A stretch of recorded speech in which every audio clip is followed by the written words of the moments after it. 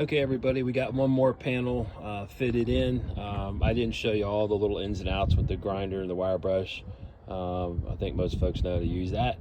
So what I did here once again is I went across the top and just did little stitch welds all the way across, and actually it didn't come out too bad.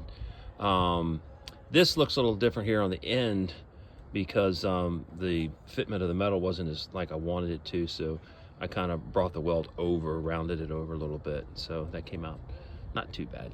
But that's our panel in there. It's starting to get pretty solid. We're getting a couple little sprinkles out here right now in West Virginia. So I'm gonna take this brake cleaner here and I want to rinse this down, get any surface oil off that might be on there. Clean all that up. And I'll take a paper towel and kind of wipe it off. And then I'll just throw some inexpensive black paint on there just to protect it from the elements. And then we'll pick up with this project at a later date. Probably what I'm going to do next is I'll start on this side.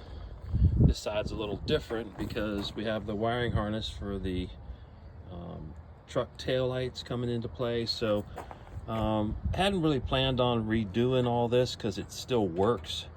So I think what we're going to do is we're just going to unhook it and we'll run it back through the hole and back and back and just pull that harness out of the way, and then start working on boxing the frame on this side. This bolt, believe it or not, I don't know if it's factory. I think it's been there since day one. That was part of the system to hold the spare tire, but it just looks like something you get down there at your local depot. That's gonna go. So as we work our way forward, we'll have a couple things to contend with. We've got a rear brake line bracket. I'll relocate that because there'll be a plate there. And the other night we were out here looking at the ladder bar setup. If we keep this tank in the truck, it's just not going to work. So my son suggested to me, why don't we come back here where the spare tire normally would be underneath the truck bed and put a fuel cell. So that's doable. Let me grab one of these ladder bars real quick. I'll show you what we're talking about. Very old school, just like me, old school. Take this thing out here.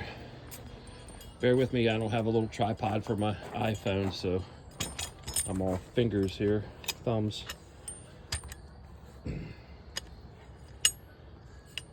It'd be nice if I had the bolt in that, but anywho.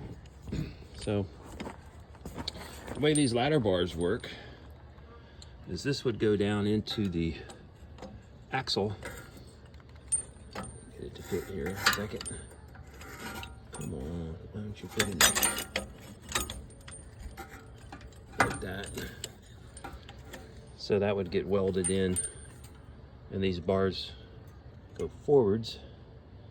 But you can see it's right in line with the gas tank. Now, they wouldn't be horizontal to the ground.